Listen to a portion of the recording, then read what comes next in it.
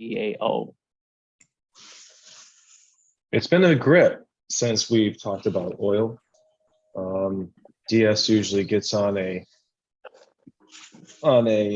oil rant, but we shall see how far down the oil rabbit hole DS is going to go.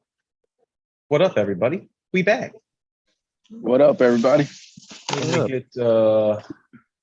me get my chat papped out. We're missing a couple of guys. Our Floridians, they are going through an extensive hurricane right now, so we're going to be checking in with them via other forms of communication because power is ceased to exist. They're swimming. They are going to be swimming. Hopefully not, because that's not going to be cool. Yes, big last night. It was pretty cool. We did a little live stream, kind of unexpected. I didn't know myself until later that afternoon via email that Ford was going to have an unveiling. So I wanted to watch that all with you guys and see Snoop in the house. See. Oh my! I probably sound better. Do I sound different? Good now. All right. Yeah, it was definitely something different, and the difference between the standard and the high output power strokes. Let's talk about it. There are going to be obviously some inherent difference between the cab chassis and the pickup trucks. Obviously right now we have a little detuned version, different EGR, different turbocharger, a couple of we don't have vacuum the same way as we do on the pickups because of the hydro boost and stuff. So thank you, Snooty Fox. Welcome if you're new, obviously. Everybody, I talked to a lot of guys in the comments, a lot of newcomers, and it's good to see that the community is growing and you guys are asking questions and want to stay engaged. The 23, the biggest thing for me right now is that front end, those headlights. I think it's still going to have to grow on me. It was kind of an optical illusion when I first saw the truck. DS is yawning. DS is fading. He's not even there.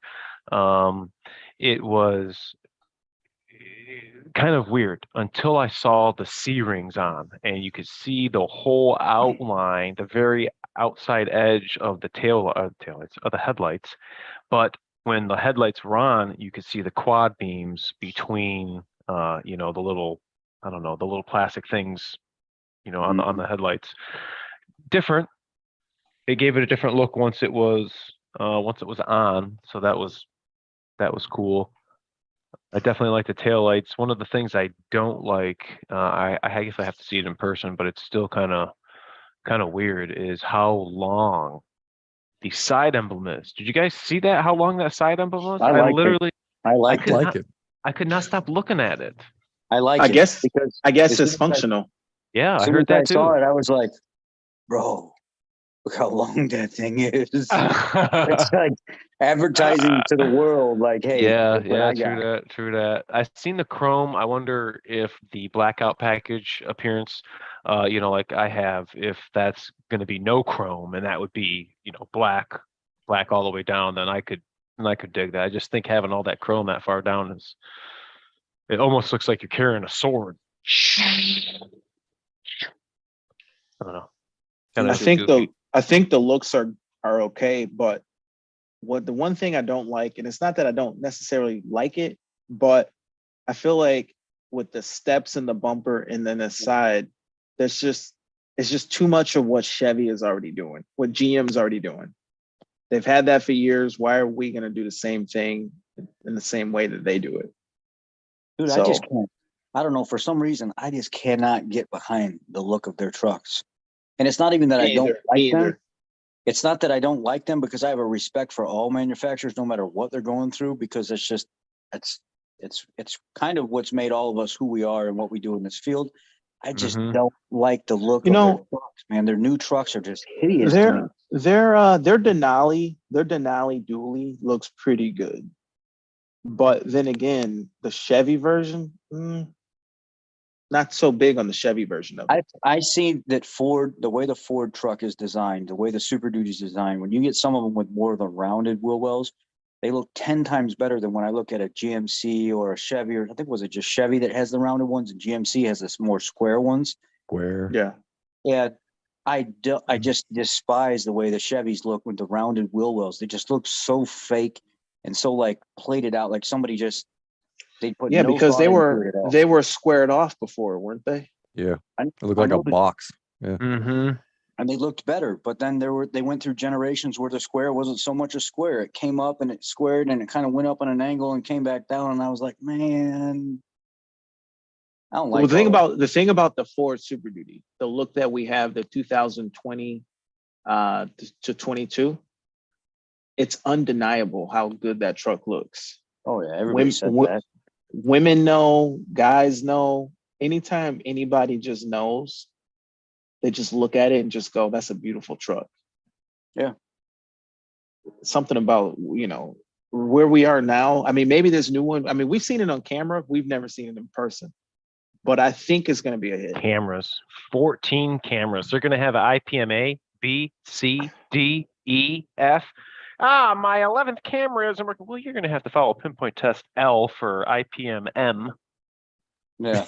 Yeah, I don't know. I think what's the deal? Like you lower the tailgate and there's a camera on the top of the tailgate. Mhm. Like, dude, that's too many cameras. And sensors. Did you guys see the park gate sensors in the front bumper? Whatever happened to the chip shortage? You know? It went to the Super Duty. It's pretty weird. Hey, it's so bad that even the EVs are not getting their keys. So they're giving them all to the Super Duty guys. I heard that they don't have badges for the sides of these trucks, and they're not going to have badges for 6 months. Some And of the they're going to people are be saying they don't even have enough Ford emblems to go on the front of the vehicles that we're making Yeah. now. yeah. They're But going to what be if shipped. They're going to be shipped what with if- black dummy plugs. what if their supply chain is stressed now with the old model, but maybe it gets better with the new model? Like maybe a lot of the chips have changed or whatever, and they can straighten out their ordering or So whatever the deal. a lot of these companies that can't make what they already have moldings and plaques and designs for, they're going to have contracts with these same companies and they're going to have to revamp and redesign. It's not that they can't make them. They don't have the supplies to make them. So if they can't make the ones we already have, how are they going to make the new ones that are coming out? I want to know what the hell are they going to do with all those trucks sitting in those racetrack? Yeah. Like 40,000 truck. What? Just Centennial just said chip shortage like COVID. Poof, gone. Imagine being in that situation where you got to make that call. I mean, I can think of something else that kind of went like that, but I ain't going to say it on here. Anyway. Yeah, it pretty weird if you ask me. And it's almost like I remember being on the line when they were like, "Hey, we're about to start making trucks without chips," and I remember thinking, like, "Dang, I don't know if that's a good idea." But then Put 'em again, outside, yeah. how do you make that call? Like, do you stop the line? Do you stop? I mean, you can't. We got workers. You can't stop us. What they were doing is they were building them and then putting them out, I guess, in their storage or whatever. And as the chips would come in, they'd install the chips and then send them to dealers. Yes, sir. Exactly. Problem with that in the process of doing this is there was a lot of fault codes and things missed in the process. There was a lot of things that they didn't even plan for on error wise and code setting wise and pinpoint test wise and stuff that we're finding out more and more now that we're the ones finding the fix for the stuff. It's not them. It's us doing Oh it. my goodness, dude. There was a trapped wire that was getting pinched. Oh my goodness. From this chip shortage, not putting in this module. And then like the wire was getting freaking put. And then they kept trying to figure out why it was getting pinched. It was a nightmare. It was an absolute nightmare. They can suck, I'll tell you that. Yeah, I could only imagine what made it out. But it was bad. The other day What on did- program Go ahead, Aaron. I said, what did you think about the side step? And shame on me, I didn't realize. I haven't seen too many GM trucks. I mean, I honestly really don't pay attention to them. But I didn't realize that they had a silly step in front of the wheel too. And then the Super Duty had it, and I kind of thought it was cool. I like the back one. I like the handle. The little cubby you can put your hand in to pull yourself up. I thought that was kind of cool. But come on, Chevy's got the same thing on that one. What about the idea that these two companies, GM and Ford, work kind of together on a lot of different things, right? They've been doing this for years. So they're like, hey, you can use our step. Look at the 10-speed transmission. Transmission? The transmission for the 10-speed. You can, if you run out of plates, you run out of frictions or something like that, you can't get them through Ford. You go next door to the Chevy dealer. We've done it and say, hey, we need this, this, and this. And here's our part numbers. Can you look it up and find your version of it and order that for us? It's the same frictions. It's the same steel plates. It's the same internals in the trans, almost identical. It's basically GM internals. So everybody wants to talk crap about Ford's transmission and stuff like that, and then they talk trash about Chevy's transmission when they're the same damn transmission, just in a different case. Kind of funny. I think the steps are okay. I mean, they're functional. The bumper ones, I say no. I say the side ones maybe okay, but the bumper, just leave the bumper a bumper, man. You turn it into steps too. Plus, you already have the old man step in the tailgate. But I mean, I guess it's fine. I don't know. 2023. Let's check this out. I am going to screen share. Where am I? But you know what's the biggest issue with the 23? And being such a big year, such a big change, all this technology, a big issue right now is the price, the credit, the economy, but the credit too.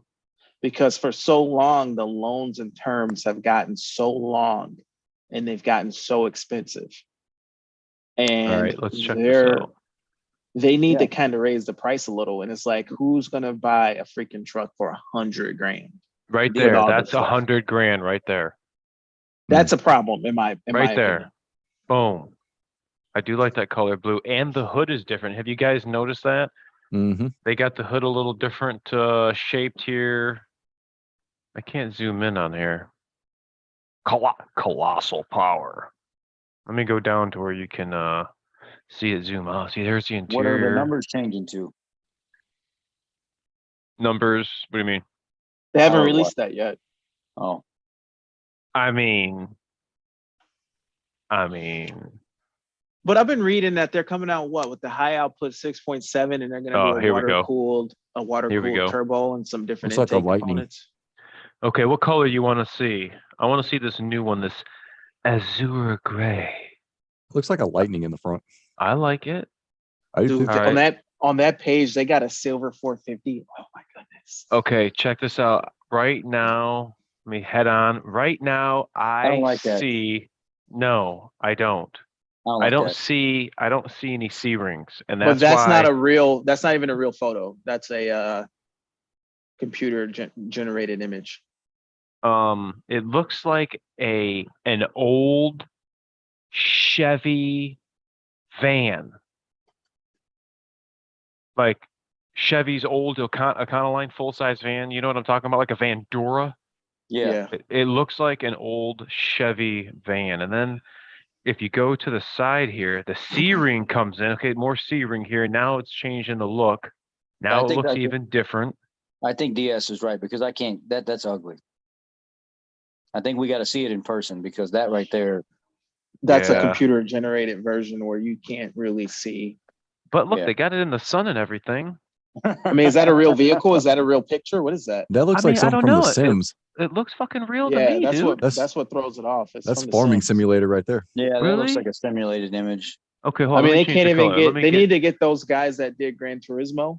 Let me get something red. To do their next graphics for them. From the side, I like the way the side of the truck looks. I like that. I think it's too simulated because the wheels don't match the size of the truck. Okay. The background's the Okay. same too. Yeah. Yeah. The Yeah. hard Yeah. Scroll Or down the- and find that 450 that's on that site, on that page. Which one? The silver one? Yeah, Oh, can that get bigger? That's a good representation.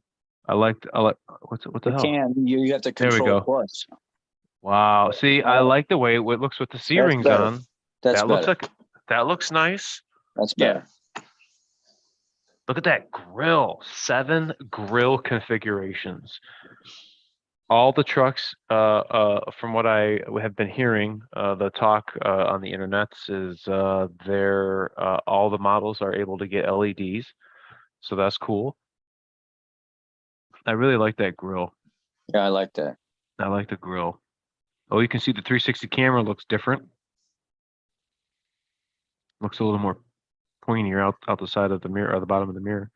Oh, yeah. Here's that side step. You can see this is in red, so it's going to assume this high trim level 450 is going to be the higher output one. So if you think your 6.7 is ripping now, guys better hold on to your britches. Is that the I do XLT think- trim package? Probably at least the Doesn't Lariat, I say. would think. I Oh don't know. yeah. At least. I think having that side step, what would you guys rather have? Would you rather have the extended running board? Or would you rather have that pocket step in the bed? Running board. Yeah, okay. I like the running board idea, but I mean, the running board is gonna sit. It's gonna sit lower, right? It's gonna be easier to stand on it. Let me stop this. Versus- See what Bro, you can only guys. put half your foot in that thing. You Yeah, can but what are you your trying to whole- do? Put 2 feet and do a high dive? Yeah, I'm trying to put something heavy in the bed. I'm trying to stand Agreed on on the van, dude. Yeah, it looks like a Chevy van. I'm telling you, old fleet vans. Yep, yep. The grill ate the headlights. That's funny. Like I said, I don't really care for the front and the grill. Yeah, headlights. Yeah, check your Facebook inbox. I will. Straight on looks good from the side. Yeah, I don't know about the front, right off the front. The 6.8 sounds interesting. Yes, it does. You always hear 6.8 and you think gas V10. Well, now it is a gas V8. So what is going to be in store for that? I don't know anything about it yet. I haven't heard. I've seen just a picture of the engine. Looks like the coils are on the valve cover, kind of like the 7.3. Interesting. Very interested about that. So let me go. Another Chevy partnership. 7.3. Yeah. Yeah. All right. So let's go back here and screen share. Let's see what other things we can see. The 450. I like that color. That's a good good combo. They got some nice colors now, man. Over the last few years, they've been coming up with some nice colors. I like this blue though. This looks cool with the horse trailer. If you're looking at a 7.3 liter engine on a engine stand, do you think you could spot anything on it if you were just looking at it, or even a Oh, 6.8? absolutely. I mean, we know it's going to be a push rod, probably. Absolutely. That grill looks like a lightning, man. Just like it. I kinda don't like this. I Yeah. feel like there's too much wiggle. Like it's like a upside down King Ranch emblem. Like it's like a, I don't know. It's like the worm game on your old cell phone Nokia. Yeah, I agree there. I don't know. It looks a little goofy. Maybe it grows on us though. Like it's a I'm a more lights futuristic dude. look. Don't get me wrong, but that just, I don't know. Yeah, I thought- I thought the I put the little- 6.4s looked weird when they came out. They still look weird. Dude, you can like And make I that. still hate 6.4s. You can make that into like the Pac-Man track. Does that light Pac-Man up, truck. A-Rod? No, I think it's just like a brush trim. Chrome. Yeah, chrome. Chrome brush. Black, whatever color you get. If it lit up, that would be different. But Dude, I think I would hate it worse if it lit up. no, just that one corner, make it like a turn signal or something. Like the But whole. here's a question I wanted to ask you guys. normally it kind of goes like when a new model comes out, don't get it the first year. Wait until it's been out for a couple Oh, years. DS Then brought get up it. a good point. Can you What do you Break imagine? out guys the do? Hey, can you imagine how much that light's gonna cost when the ballast or the LEDs fail? Oh my God, that light's gonna be like a $1,800 light, $2,000 light. yeah. See, I let's turn this mean, bitch to the that's a side. good point. I don't See, know that how one's big different. that light is. I can't even understand how it's in there. Like, where does the headlight start and the grill end? That grill's Iconic different. silver, rapid red. What is this? Oh, race red, star white. Race red is like Vermilion red from 2011.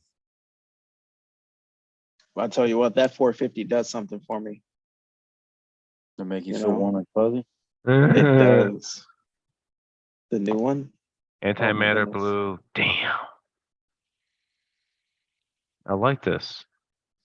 I like I like that. that. I like that color You know, right there. I really do. Rich, you remember the silver spruce? Yeah. That was a good. It was almost like this, a little more silvery, and it was. I like that. That's a nice color. Oh, Rain Man's coming in. Oh, cool. How? It's a good Just question. is. He just is. Let He it have just to is. be. Let it be. Let it be. Let it be. Let He's it gonna be like, be. oh my God, the hurricane's taking us down right now. Yeah, it's kind of, it ain't funny, dude. Like, we're kind of getting wrecked right now, really bad. Fuck, man. Well, thanks for being here. Yeah, I'm not gonna stay long. I'm about to crack open the door to see if my well house is still there, and then Holy shit. Holy yeah, shit. dude, we're getting like 100 plus gusts right now. It's like 90 miles an hour, I think, all the time. Wow. And I got one side of the house where I got a door that's not the front door. Like the wind's pushing water in through the front door.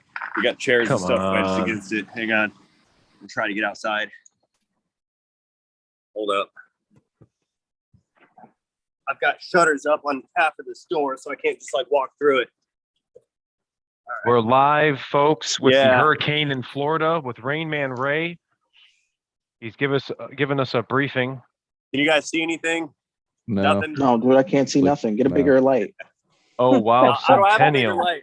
Fine. You know what? Go outside. I ain't going out there. Never mind. Yeah, we're not going Oh, outside. fuck. It's getting Wow. wicked. Hang on. Dude, what car is that? Like, is it getting messed up? No, the cars are all hanging out like around the house. I have them parked up really close to the house. And then I got all the trailers around the well house, and then that thing is strapped down with ratchet straps, and there's bricks all inside of it on the floor. Yeah, it's kind of wild. Yeah, there's trees down like everywhere, all over the place.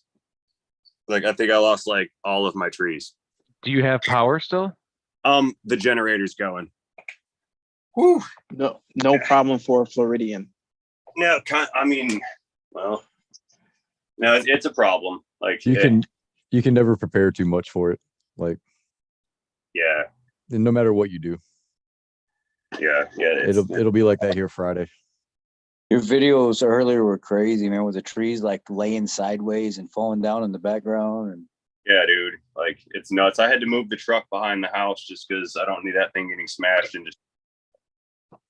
all the water. Dude, that was, how long does in this your yard. last? We got Until about it's over. no, we got like 5 or 6 more hours of this. Yeah, they Yeah. last Damn. until hurricane season's all the way till November, the end of November, and then they last for 12 hours or so Yeah, a day. It tired, looked like you were right in the center of it too. dude. Yeah, it's like right over there. It's 20 miles here, like the middle of it, dude. And the thing's just wrecking everything. It's wild. Ooh. How's the family? The kids all right? Yeah, they're playing video games. They're watching TV. Like I Oh, got it. right on.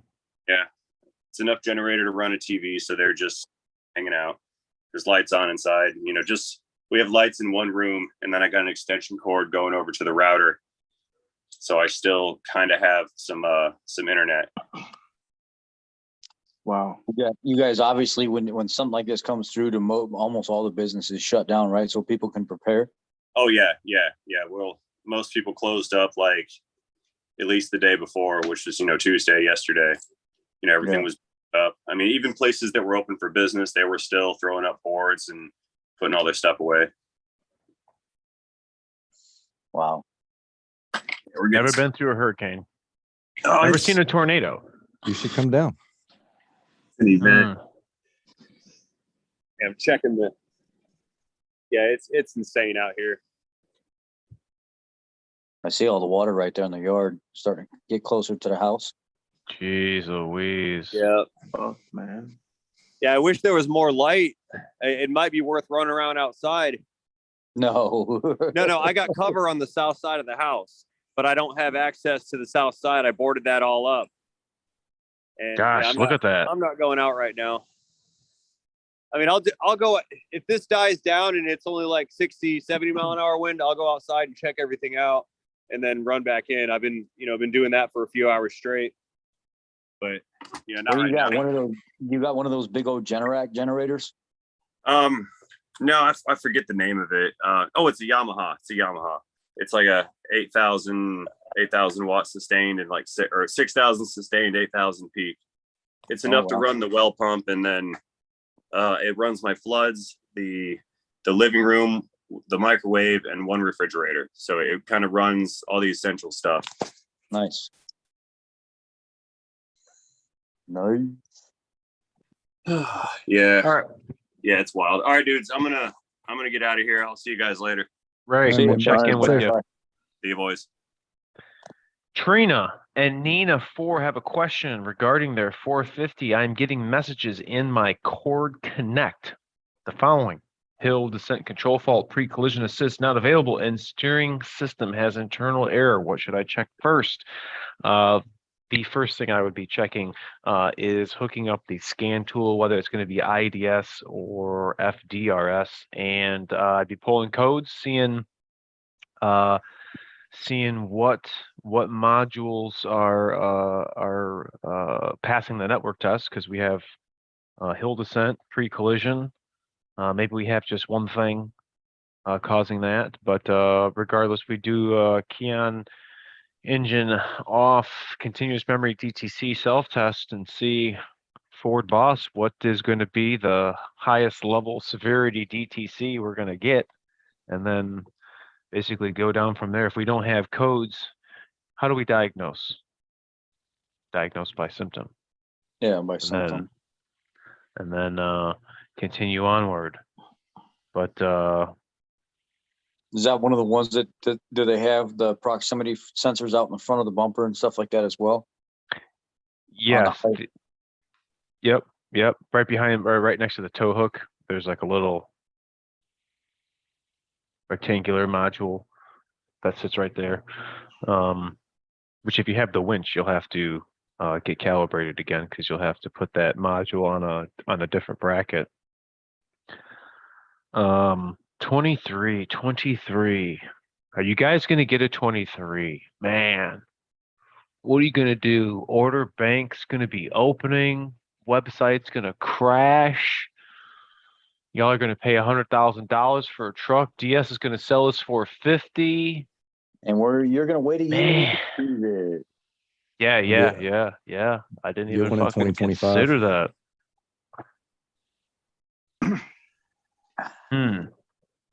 Well, it don't hurt. It don't hurt to order it. You don't got to buy it. I You mean, can you order don't it. have to. No. Or So you when- could just, or you could just get it home and then somebody says something and then you got to take it back. No. No.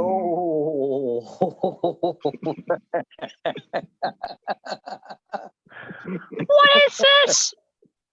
You gotta take it back. She What was did you like, do? "You want another school bus?" No, I see DS. Okay, you can't park your excavator in the backyard. Where are you gonna park your excavator? Out in the street? Well, no. I'll park that in the backyard with the trailer and the truck, but I can't use the truck to move the trailer with the excavator. Oh, I got it. I'll pull the truck in the backyard. I'll use the excavator to push the trailer into the backyard, and then I'll put the excavator in the backyard. So then when I got to get my truck out, I got to move everything else out, but everything will be in its. Or you could just use the excavator to pick the truck up and move it over in front of the trailer. There you Ain't go. nobody See? gonna let you keep your excavator in a residential neighborhood. Yeah, dude, just cat it over to the side, dude. You got a permit for that thing? Yeah, you just curl it down, curl down the boom. Wow. The sheriff comes by, hey, we're trying to enforce the local ordinance. You don't ever move that thing. Why'd you buy it? You don't work it. This is a new jungle gym for my kids. They're gonna do tow it. Yeah, right. Yeah, what are you gonna do? Tow it? Or That's what fine DS you would say. fine you the value of the excavator for not moving it. Picked up my son's 2267 from the dealership today. First oil change and oil level was at the bottom of the hash marks. What? Dealership said long as it's touching the hash marks, that's all good. I said, How many miles? How many miles? I picked up my son's 2267 from the dealership today. First oil change. 13 quarts, isn't it? Yeah. Wait, Yeah. you did the first oil change in one day? He picked it up today from getting his first oil change. What are you saying? He got his I'm just oil reading change you- done for the first one. Oh, Read you okay. what he So his wrote. first oil. So Yeah. I mean, they could have put 13 quarts in it, and it could be that low. Like sometimes they take like 14 quarts for some reason.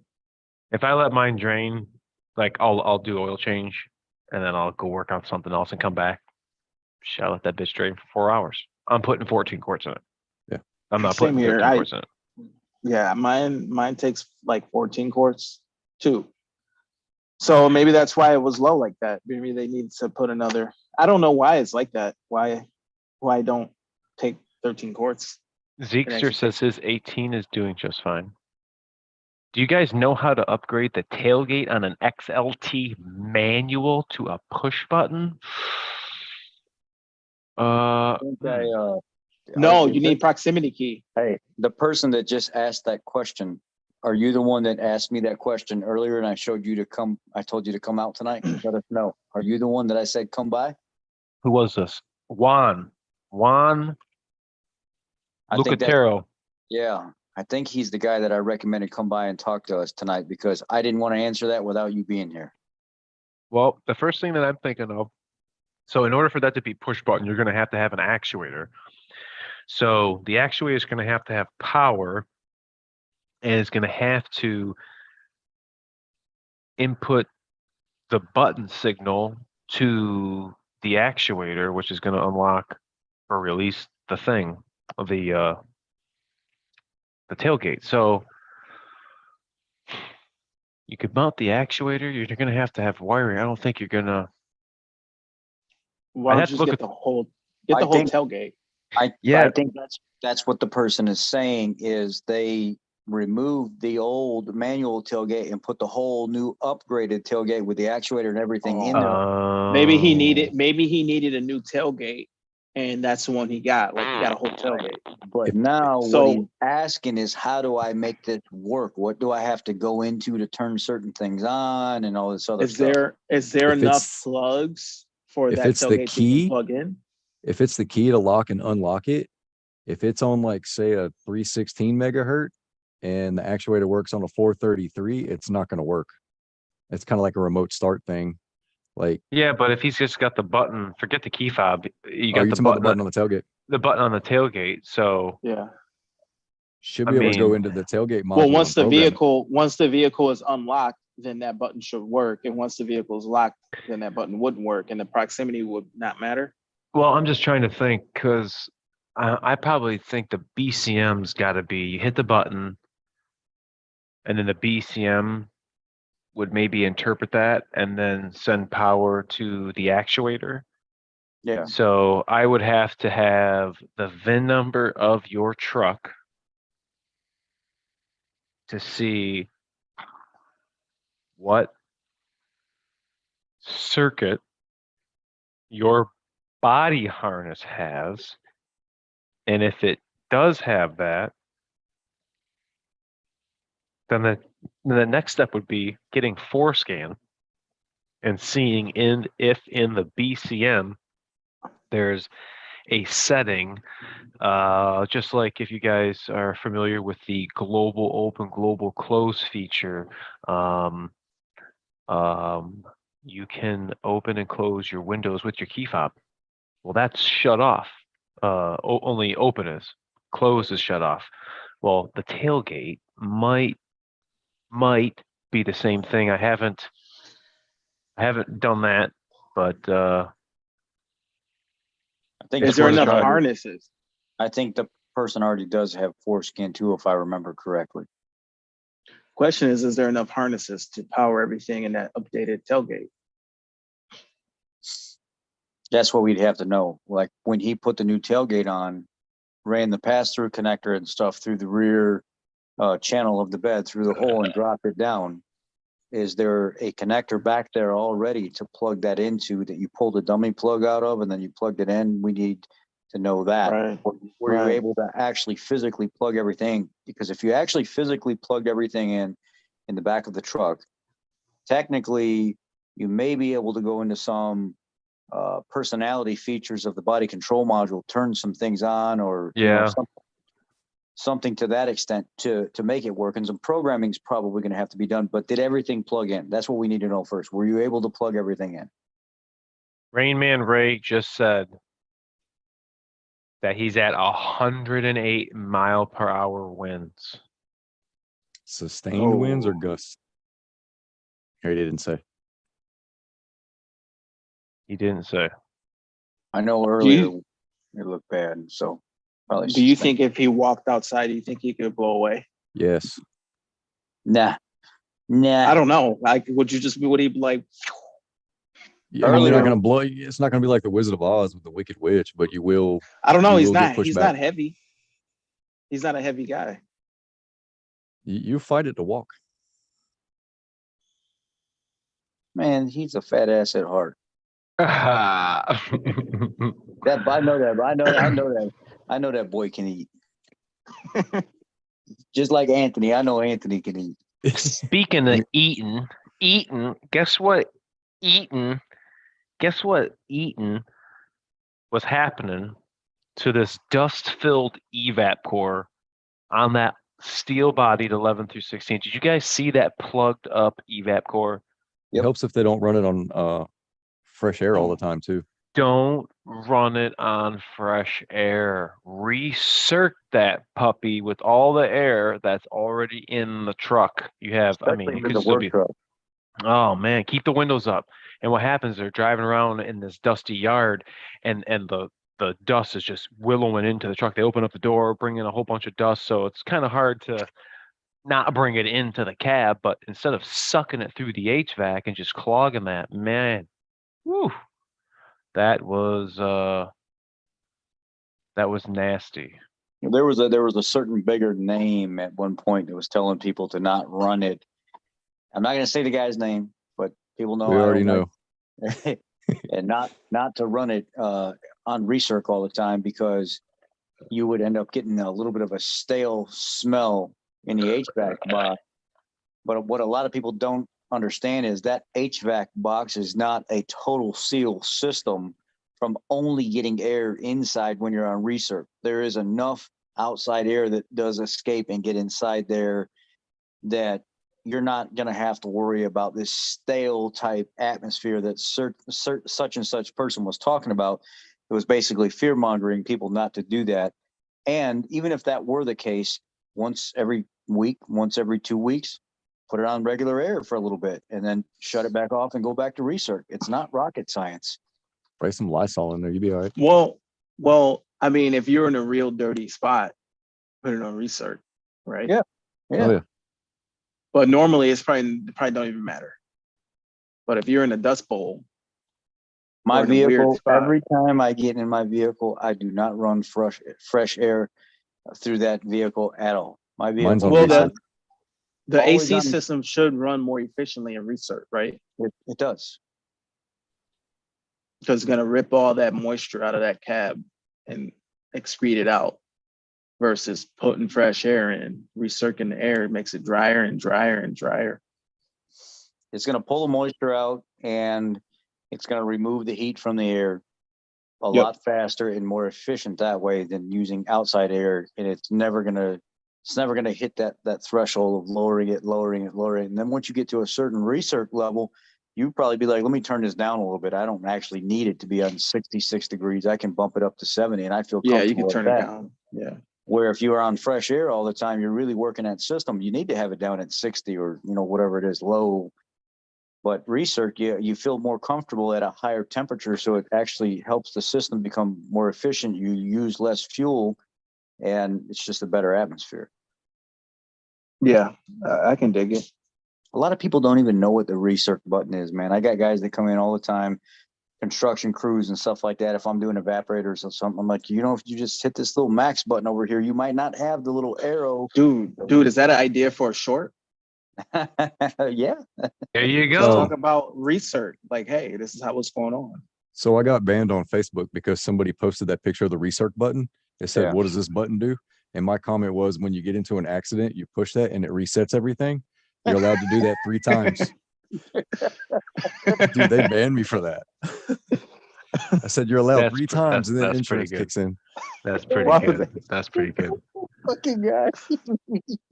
Here's a good question. I forgot to talk about it. Vince from GA. Here's a question. Please excuse my ignorance, buddy. You're not ignorant on this, but if my 23 has 2 kilowatts of power and you want to run power tools off of it, don't you have to leave the truck idling the whole time?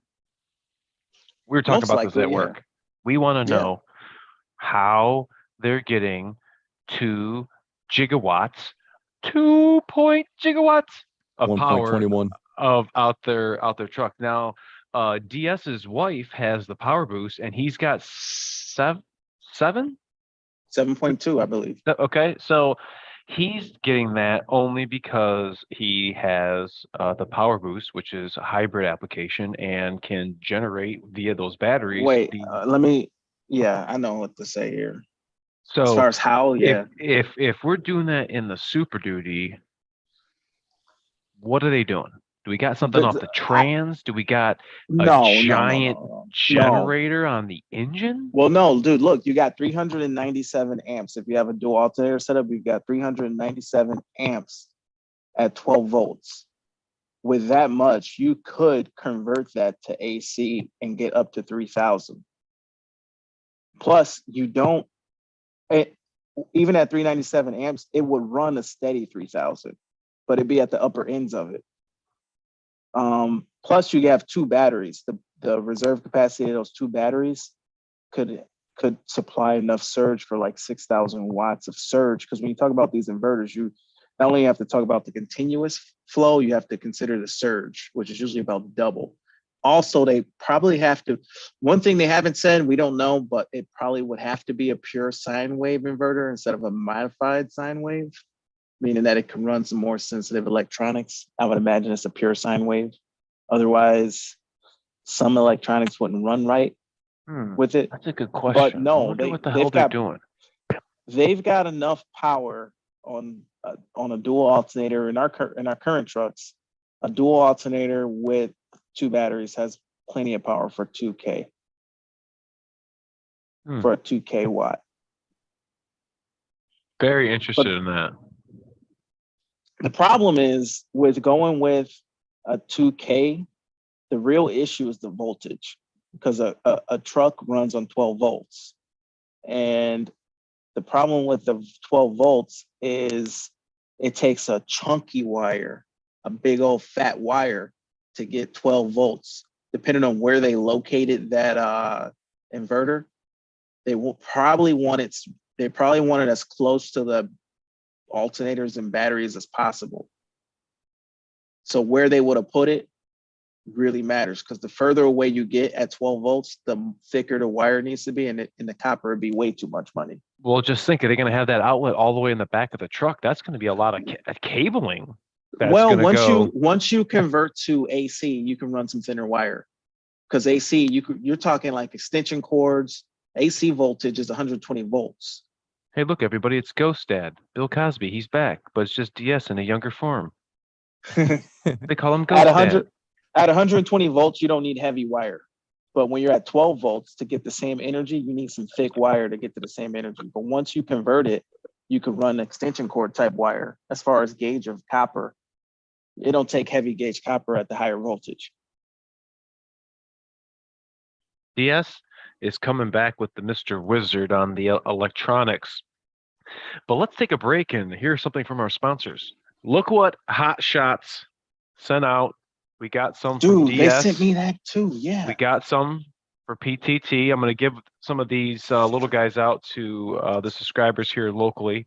And if you guys haven't already, if you guys are checking out Hot Shots, they have. Wait. What's today? Didn't they say something about a certain? This is under the radar. Yeah, And this don't say nothing about this until we need to get we need to get our promo code out to you guys. PTT, and then if DS trucks, DS-trucks, you guys can use both those in combo and get their FR3. They got great fuel additive and a good oil additive, and DS has got his stop fading in and out. They got some really good oil too. He's using the Diamond PAO. He's got this in the 450. And what was verbatim? What did you say earlier? this stuff's PAO got what? synthetic oil. Got It's what? got my truck purring like a kitten. It's the same oil that was in the truck before it crashed. It's still in the truck, still in the engine. And yeah, it's good. It's running good. Wow. What blew me away is how much they sent. They sent enough for like 400. How much? Maybe 800 gallons worth of product they sent. This Jeremy follower right now, he just reported back. He's got a 21450 antimatter EGR valve, still actuates an hour after the truck is off. Is that normal? And I said, wait, what? He goes, yes, sir. An hour plus or minus a few minutes, or it's activating it when I open the door to get something out of the truck. Then shortly after that, I hear the vacuum solenoid release again. I never really paid attention to them that close. I know they do some odd things when whenever they're running self checks and stuff, but I've never heard of Super Duty once it's shut off continue to do that. Yeah, just when you immediately shut it off, like the first 10 seconds, there's a VGT actuator that's doing its sweep test as it's shutting down. But the VGT will sweep, and then about 10 seconds later, 15 seconds later, you'll hear the EGR diaphragm it'll go. Yep. And then that's it. I've never seen it keep doing it. Hour? I'd have to look at that. I can't tell you exactly. I mean, it's obviously not normal. I can't say I would expect to hear that. Quite unusual. You should, if you can, a lot of guys do, but I would invite you to as well. If you want, make a little video. And if you want, stick it in an email or something, and maybe we can pinpoint something. And there's another thing while you're on this topic here about people that follow us and people that are asking for help as well. You guys have accounts. You're watching us from those accounts on YouTube. You are more than welcome, more than free, nothing stopping you from making a video on your phone, downloading a free app called KindMaster, KINEMASTER, uploading that video into KindMaster, and then it says, do you want to share it to your YouTube? Register your YouTube to KindMaster and just boop, upload the video right to your YouTube and say, hey, Aaron, hey, Ford Boss, hey, somebody, can you check this out real quick? Here's a private link. You don't even have to show it to anybody else. It's your video record of what's been going on with your truck. And each video can be set as private where you only share it with certain people, or you can let the world see. Don't be scared to do it. And it makes our job 10 times easier when we get to see something that's a video log of a problem that you've been having with your vehicle. We can just go right to your YouTube and be like, oh, he's created a profile here of, there's like 4 videos of this progression of it going from this to possibly getting worse to getting worse. And oh, now there's a problem. And now I can track all 4 of these videos and give my best advice on how to fix the problem or whatever. You have an account, use it. Use That's it. how it started. That is how all this started. Me and Ford Boss are friends, and I see something at work. I'm like, oh man, I got this grainy ass phone, and I'm gonna send this message, and it's gonna be no. I'll just upload it to YouTube, and I'll send them the link. Well, then this turned into this, and then this turned into this, and this, and this, and then here we are today. So yeah, just what he's saying. You all are literally doing exactly what he just said. So yeah, upload the video, tag us in it, Yeah. and yeah, we'll The definitely. reason I recommend using an app to do it is because you're free to just upload the video to your phone, or like take the video with your phone and upload it directly. But the little free apps, they'll have like the watermark in the bottom corner. If you don't want to pay the $5 a month for the app, it's fine. It's free, and you're going to get a little watermark in the corner saying that it was downloaded with KindMaster. That's okay. We don't care about that. You're not trying to impress nobody. You're trying to get your truck fixed. You can take that 5-minute video, that 10-minute video, or whatever it is, upload it with the app. It compresses it. It optimizes it. You can set it at whatever resolution you want. It's super easy. If I can do it, you can do it. That's right. And I do this every day. I don't have computers. I don't have editing software. Like I run a channel with 60,000 people on it that I thought I'd never even get here with a stupid cell phone, while guys are spending $3,000 or $4,000 on computer systems and sitting at home for hours editing and stuff like that. And I don't do none of that shit. I do it right from my phone. I edit it quick on the spot, almost no cutouts or anything, right into KindMaster, right on my YouTube channel. Done, and done. And it compresses everything. It'll take a 20-minute video and compress it and optimize it, and you're done uploading in 5 minutes, 10 minutes instead of an hour. Done.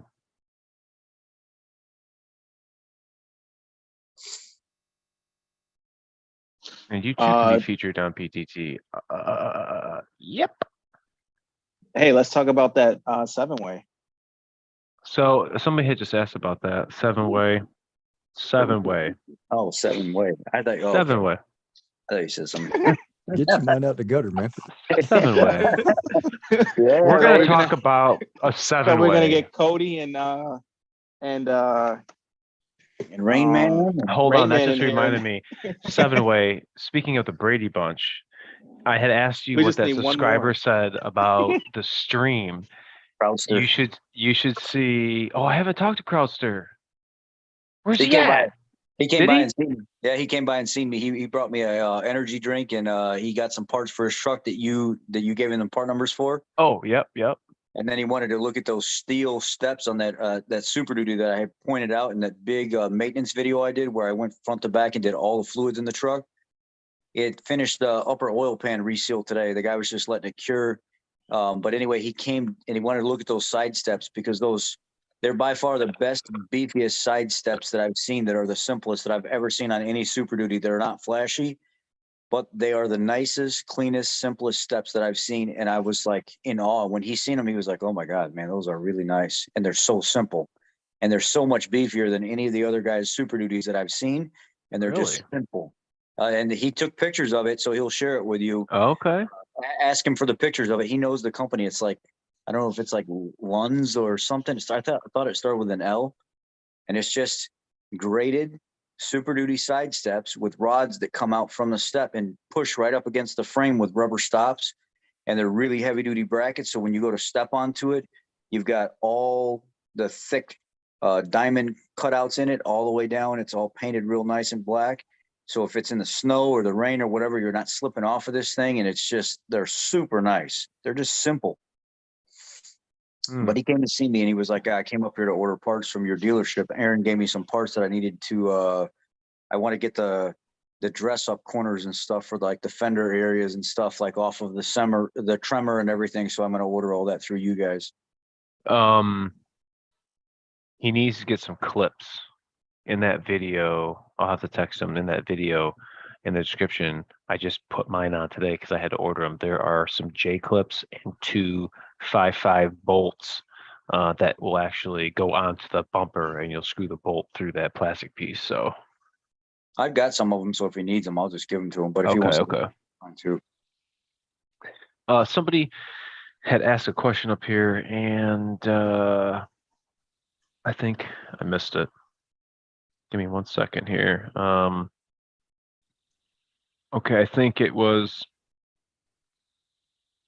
I have a 2011 6.7, and if I run the power service, that white bottle, diesel clean fuel additive, it will regen every 150 miles. If I don't run any additive, it will regen every 350 miles. Is Hot Shot better than diesel clean?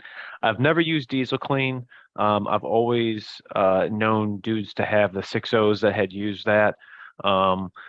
As far as Hot Shots, if you're going to have a 6.7, I would be running the Hot Shots, their oil, their fuel additives, especially their diesel extreme, which you run like every 5 or 6 tanks and help clean out the fuel lines and the fuel injectors, give them that extra boost, because I'd steer away. If it's doing more regens, I would say steer away, right? Yeah, I mean, it's gonna regen between every 300 to 400 miles. Now, the more fuel that you run through your truck, the more times, or often, I should say, you're going to go into regen. So it's all really depicted on how you're going to be using the vehicle, but I think 150 miles is a little excessive. I have a 2020 F350 with 16K.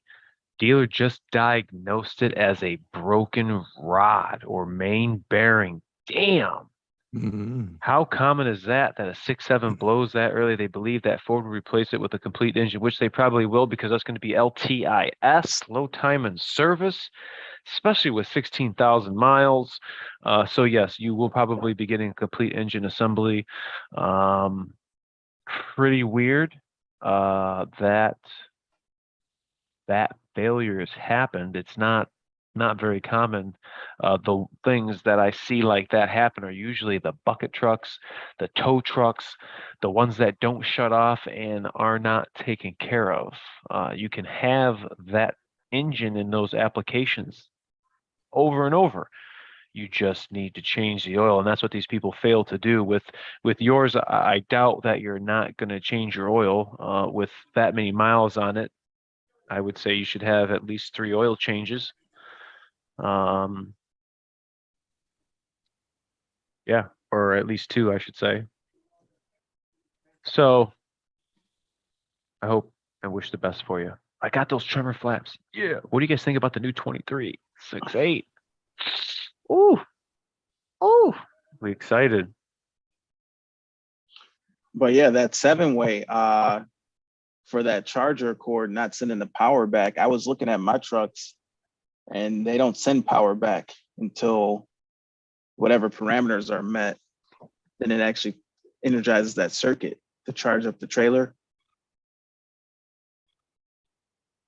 And I don't know, I've always kind of messed with it because I put my GPS trackers in my trailer and I use that circuit because I use automotive trackers instead of trailer trackers.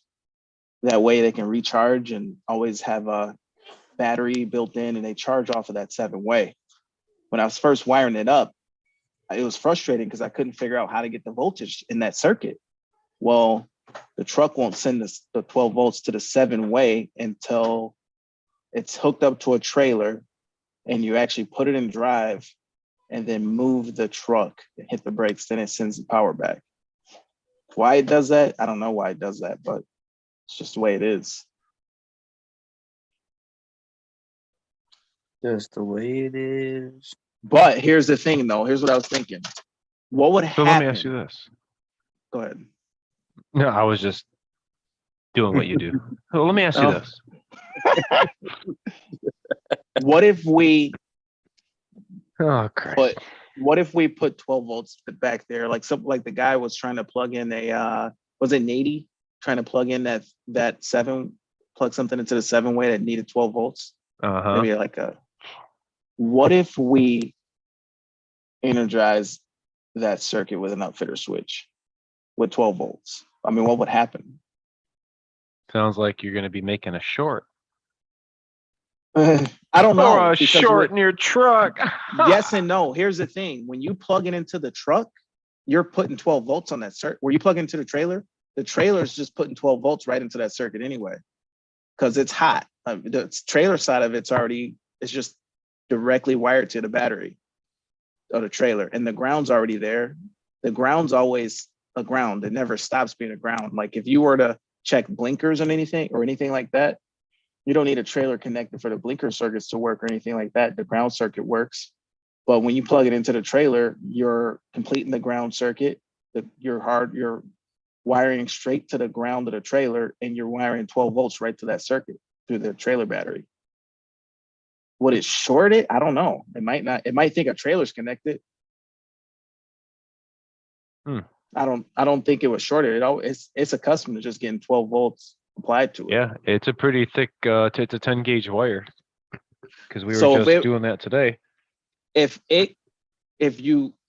Where you would do it, I'm not sure. You'd want it to, I would think you will want to do it in a way that it would seem as if a trailer were hooked up to it. You wouldn't want to go like under the hood, because you'd want to hit it in the right spot. You wouldn't go between the BCM or anything. You want to get it to where it would be like how a trailer would interact with it.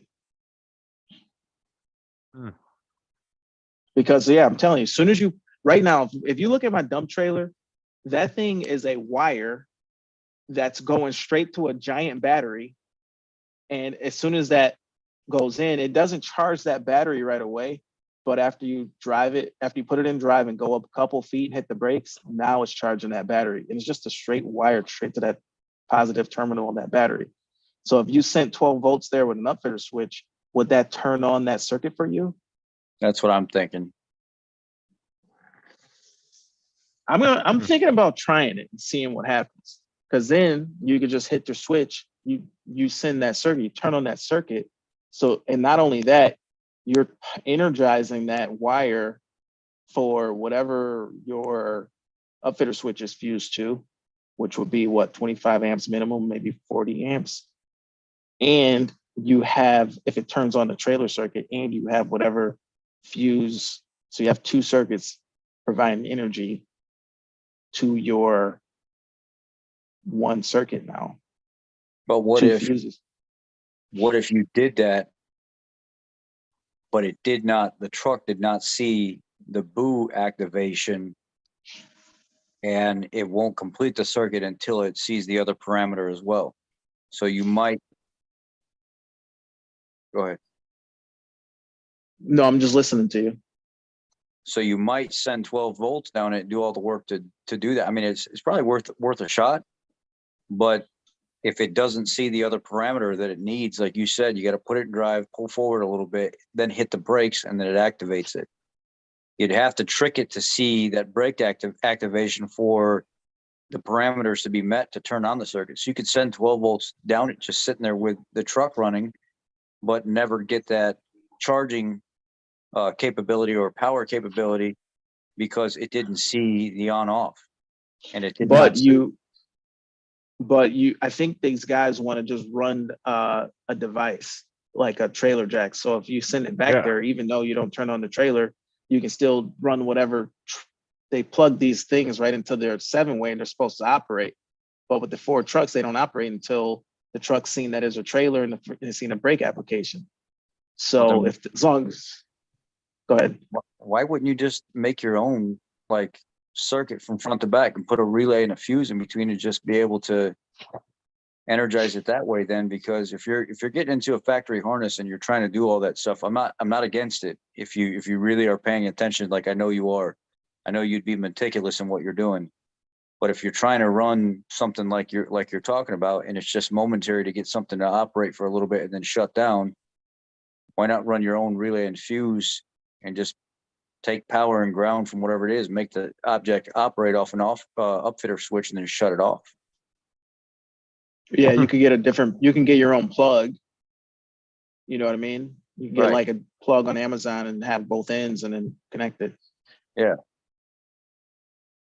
I don't know. I guess maybe I know it's more up your alley than mine, so I'm sure you're going to find a way to do it. All right, I just one of the channel viewers right now has just texted me, and he just found something from Putco, and it says, "Note: this step is to get a constant 12 volts back to the 7-pin trailer connector, since these trucks disengage the 12-volt power when the 7-pin trailer connector is not in use. This is to only be done if the 12-volt red wire on the blade light bar is being used," and that is talking about their light bar underneath the tailgate above the bumper. Let's see what they are wanting you to do. They're pointing at the orange wire. The orange wire is going from your TRM, which is under the dash, where you saw my short today, where my coworker was laying, and all the way to the back of the vehicle. So out of the battery junction box that supplies power, because our battery junction box is bad, so we verified that power is not getting to the TRM, and out of the TRM, boom, comes this orange wire down to the 7-pin, what DS is talking about.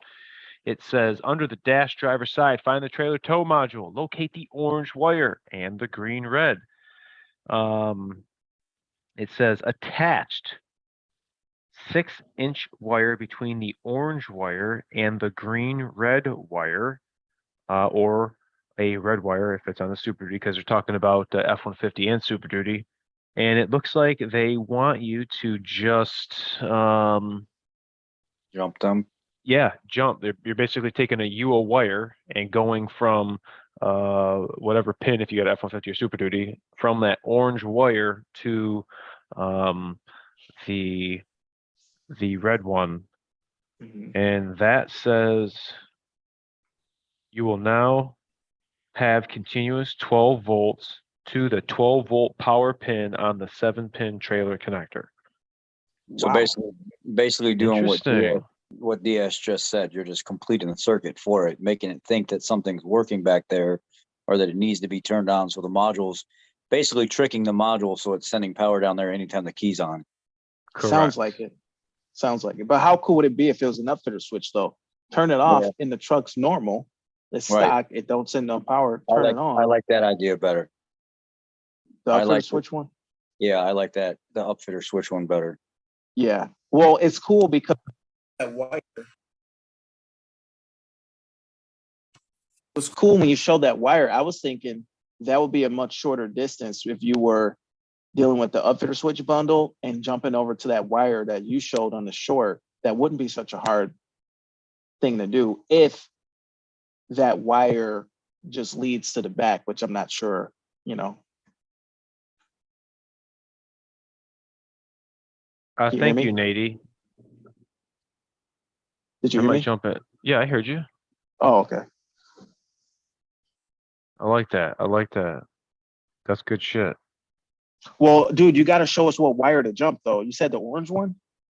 It is the orange wire, and then if you're a Super Duty, you're going to be going to the red one. So orange wire, orange Now wire. that red wire, is that what is that? Is that constant hot, key on hot? What is?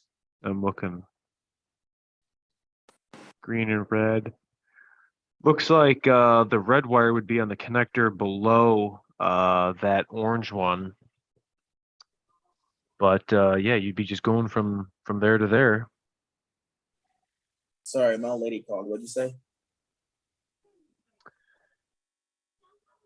I don't know if you guys can make this out, but there's your TRM. Okay, it's pointing to the orange wire, and you're basically taking a loop of wire, that red wire. I know it's kind of hard to see, but you're going from that connector to the upper connector. So you just temporarily set that in there? Yeah.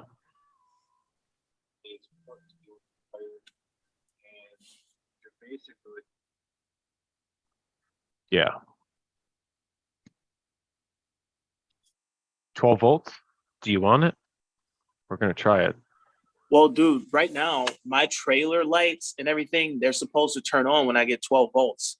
And I've never been able to turn on like the interior trailer lights. Like you go inside and hit the button and turn on the lamp. I can't turn it on. Like it's just never getting that voltage unless it's driving and all that. But if I can just hit a switch, even with the vehicle off, you hit a switch and you turn on your power to your trailer. You can turn on your lights there and everything. Yes, yes, yes. I will. I think that would be a good one. A lot of guys have asked about that. What are the other things that we were going to talk about? The shorts, the upper oil pan, 22 with 3,000 miles, and yes, it had 400 engine hours. What do you want me to do? This is a work truck. It was a plow truck, salt truck. I don't know. First oil change, but unfortunately the lower oil pan was leaking, and lo and behold, once we got the lower oil pan down, there was barely any silicone on the upper oil pan. And it only looks to me as an investigator after the fact that it doesn't look like this stuff was metal surface prepped. When we get these engines out of these crates, when we get these engines out of these boxes, Ford Boss, Ford Bearded Tech, we all know when we unpackage this stuff, they all have a thin film of oil on them. They put those, what is that? What's that brown paper with the oil on it? What do they call that? Yeah, It's paper almost. Yeah. Yeah. Yeah, they put paper in there with oil on it, so nothing inside this rusts. Because obviously these engines aren't built, yesterday. They've probably been sitting around for a couple months or whatever. So I am only left to assume that when these things are being built, they are not being metal surface prep. Now, guys, I know you're saying, well, why can't they just use a gasket? We've been using fucking silicone for years. This is nothing new. Been using it on front covers, been using it on oil pans, 7.3. You guys are complaining about 7.3 oil pans, got to pull the motor, 7.3 oil pans, and we don't have gaskets for those, been silicone on that. It's coming down to, it doesn't matter if it's silicone. It's coming down to the prep work, the foundation. How are you going to assemble two components with a thin film of oil on it? That's not good. I would expect it to last 3,000 miles. In fact, it probably was leaking way before that, and it wasn't noticed until this thing had 3,000 miles on it. It's kind of ridiculous. I know this may just be one isolated instance that I'm seeing, but One? No. in my eyes, what Yeah. I'm seeing, someplace see 'em. else. I see them in the little four-wheelers all the time that come in, and the Explorers and everything else where I'm having to pull. Look at the one I did with 4,000 miles on it. The front cover was already leaking. When I pulled the front cover off of this 20 or 21 model, I'm looking at it and I'm like, why is this thing so shiny? Why does it look like no silicone stuck to anything at all? I hate Ford's procedure for resealing these things. I do not follow it to the T. I follow 99.9% of it, and I add my own little twist on it, and I'll get like a white Rolock that they say is safe for cylinder head prep and stuff like that. With the because of how- fingers? yeah. And I'll clean that thing up, and I'll do everything that I can to follow every single step. But before I go back and do my final clean and my surface prep, I take a white Rolock and I scuff up that entire surface all the way around, off the edge, on the surface of it, because I know it's not going to tear it up. I clean it real good. I hit it with brake clean. I wash it all down. I metal surface prep it. I let it cure as long as it's not beaten up on it. And I hit it with my silicone. I've never had one come back leaking because I do not like their procedure when they reseal stuff. It's just too slick of a surface with nothing for it to bond to. And when you take two surfaces that look like they're nice and glossy machined, and you try to take something, it doesn't stick. It just does not stick. So I will go add a small, minute amount of texture to it with a white Rolock, and I'll add a texture over and over and over a couple times around, so I can make sure that when this customer leaves, they have the best chance of staying out of the dealership and coming back for the same damn problem again and hating not only me and the dealership, but also Ford. I don't like I their, want you to come back. I I want to want do you to- your maintenance. I want to Yeah, do I want your fluid that stuff. exchanges. Let me ask you this. Have you seen Flying Fucking knew Wrench's it. video where he takes that upper oil pan and he gets the old one that had a gasket? Mm-hmm. That was pretty damn cool. Did you see the one that he did where he put the new upper oil pan in there and the engine failed because they didn't drill the passage all the way through for the oil flow? It's always something. Always Sickening. something. Built on a Friday at 4:59. Sickening. Yeah, I mean, Dude, all right, listen, what happens? You upgraded it. I mean, if it's a customer pay, I would imagine it would have to be a customer pay. But you went through the trouble and upgraded it to like a different part, and then it blows the motor. Like, dang, sounds like a mess. Yeah. Mm, I mean, Freaking A. if it was under warranty, we all know that's a no-no. It can't be done. But if it was customer pay, and was it the one that was plugged, the one that didn't have the passage drilled through all the way? Is that the one? Is that I think the it was older one? customer pay. It didn't have a passage all the way through. And was He that stuck the it one, in there and it hit something. wasn't it the same pan though? He didn't change that one, right? I think that was the I one don't off remember. the It truck was that a he took off. I don't Huh? remember. I think that was the pan that they took off. Yeah, it was. He took one off, and then they ordered another one, I don't And- know Oh, if and he they upgraded. checked that one. and they Maybe he ordered, did. Maybe he did upgrade that pan, because why else would you order the pan? I don't know. For some reason, he put the new pan on there. We'd have to do Man. some investigation. He put the new pan on there, and oil wasn't getting to where it was supposed to go. And when he pulled that plug out of the front of it, he took his long, thin magnet and he set down in the old pan. It went all the way through that oil passage, but then the new one, he took it and it stopped, almost barely went in. He was like, "There's no flow through passage for the oil to continue where it's supposed to go." I want to say it was like a new engine, like a whole new engine. I'm thinking, if I remember correctly. No Hmm. idea. Well, fellas, this talk with the trucks, DS, the Hurricane Watch. Before we leave, I just was made aware of this, and I didn't even know. I thought this was pretty cool. Banks Power. Check out what Banks Power just did. nice. I thought this was Nice. pretty cool. You guys can go to Banks's website and check out the little story they did on the channel where they sent us the Pedal Monster. I talked about it out of all the things besides my favorite, doing the fuel tanks, because now you can definitely tell you have more fuel on board, is the Pedal Monster. The best bang for your buck. You plug this in, you set it up, and it's what the biggest difference, hands down, something that you can do to your Super Duty. So stop by Hey. Banks, check them out. Before you get done, before Yeah. you stop here, for that peanut gallery out there, all the guys that are sitting lurking and stuff that don't want to say anything. I ran by one of Aaron's videos where we were talking about oil. Some of you guys like to say a lot of stuff that you don't understand what you're talking about. And I caught I seen some stuff that I kind of felt offended for him. So many of you guys were kind of coming at him sideways for no reason. Diesel oil is not the same as gasoline oil. There's a purpose for it. There's a reason why they engineer diesel oil the way it's engineered.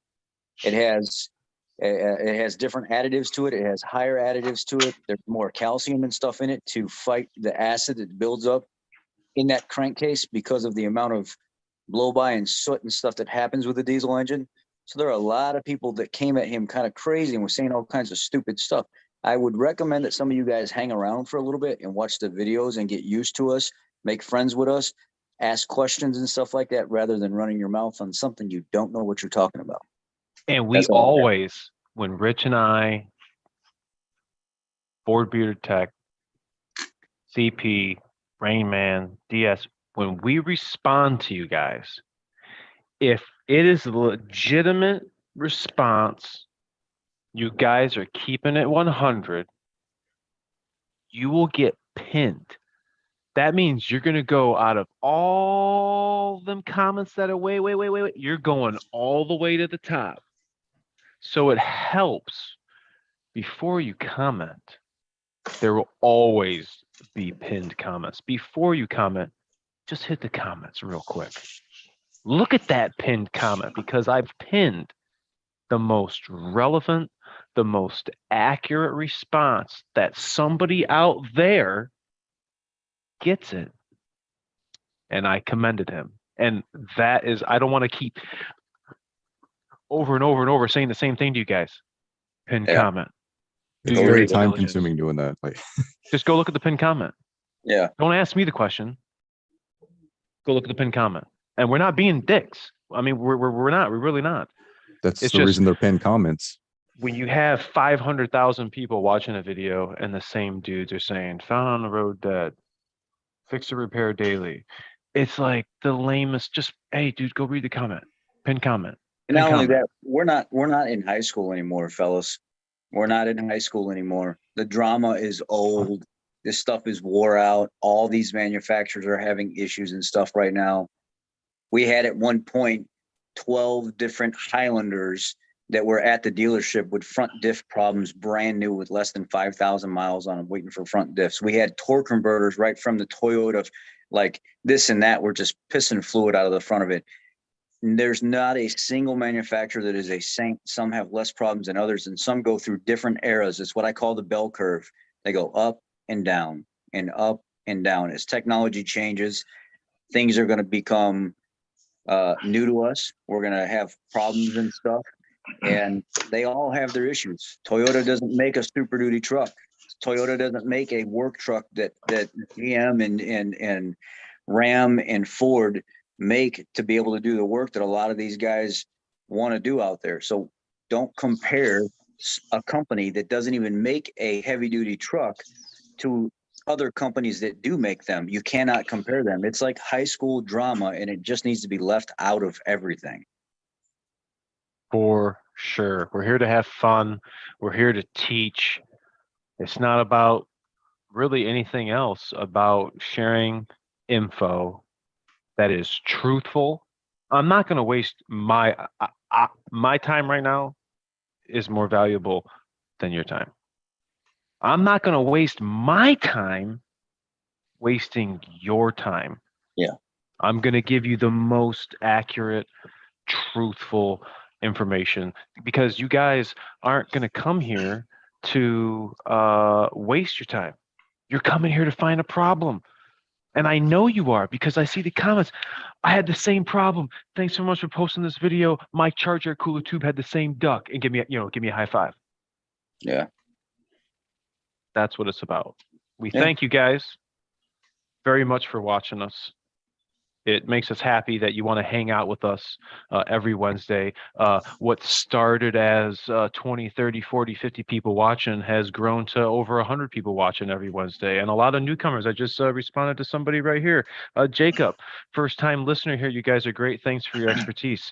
A lot of you guys are joining the channel and seeing, or not seeing, wanting to be a part of the community. We got a lot of Ford techs in here, a lot of newcomers that are trying to be techs that want to get into this field and maybe don't know.